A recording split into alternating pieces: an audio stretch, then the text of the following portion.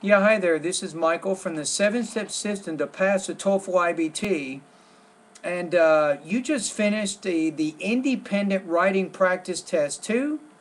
And being one of my students, I'm now going to read it with you and give you some basic comments on how you will be scored on this particular test. So you say in your intro, and the question is, dancing plays an important role in the culture. Do you agree or disagree with the following statement? Paragraph 1. I strongly agree that dancing plays an important role in the culture. Dancing has aspects that can identify culture, is a way to get together with other people, is a habit that exists for centuries. So I think there uh, we have a few grammatical problems that we want to work out. Okay, so your introduction's a little bit too short. You're aiming really for about 100 words here, 50 to 100 words. And also you have a double verb. You say dancing has and then say is. Now wait a minute. Oh, I know what you want to do. Dancing has, is. Maybe after people just put and. I see what you're doing. So you have has, is. So you have kind of A, B, C, three verbs in a row. But the question here is, before saying I strongly agree that dancing plays an important role, what else could you do before you get to your thesis? You do have a thesis, which is good. But you need to, in American culture, we say go around the barn a few times, so to speak, to kind of get started. But this is attempt number 1. Maybe let me look at attempt number 2 here for a minute. Make sure this isn't the one that I need to pay attention to.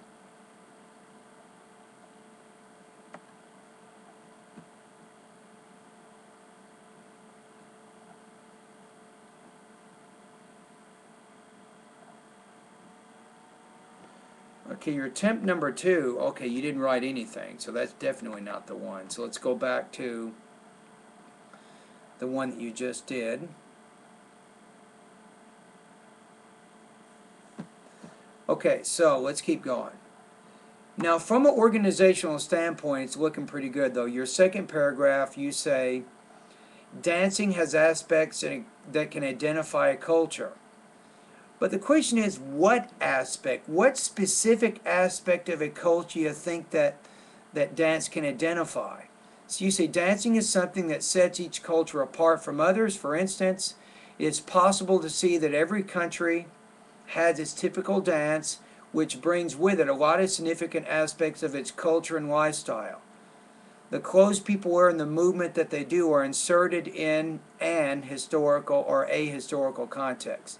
Maybe put before the clothes, for example, and that helps us see that this is an example to help support the general assertion that you're making there. So you're saying that it can identify the clothes. Why not mention that in your topic sentence there to help give this paragraph a little bit more specific focus? Let's go to paragraph 3. So you say, second, dancing is a very efficient way to get together with people. If we are in a party, for example, we can see that when people are dancing, there are no social differences.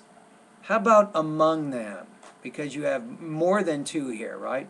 It is very interesting to notice how easily people from a wide range of interests can socialize without words, put S on there, just by acting. I wouldn't even use acting, just by dancing together.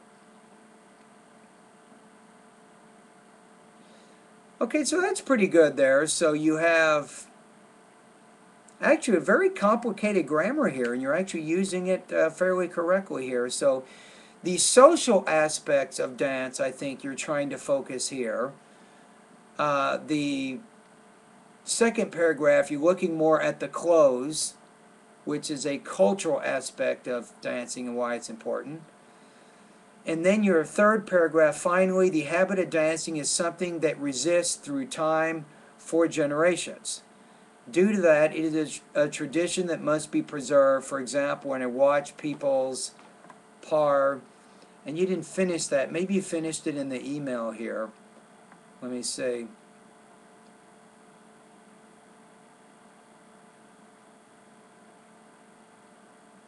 Okay, so you say, for example, when I was young, my parents taught us our country's dancing plays, which they brought from older generations. I'm glad to share it with future generations. In conclusion, I think dancing plays, not plays is, you don't need a double verb here. I think dancing plays not only an important role in the culture, but also one of the fascinating aspects of human nature. Okay, so some parallel structure problems in the last paragraph. You're having some problems with your basic sentence structure. So how would you score here? So intro needs to be a little longer. You need to include some type of general statement that precedes the introduction or the thesis in the introduction. Probably paragraph 2 could be a little more developed, I think, in that sense. You're probably looking at 4.0 out of 5 here. I don't think you go higher than 4.0, but probably pretty close to 4.0 out of 5. You definitely have a good organization. I like your use of transition words. You're using really, really advanced grammar with some errors, but generally you have pretty good control of it. And generally you have pretty good development of ideas, I think, in your body paragraphs.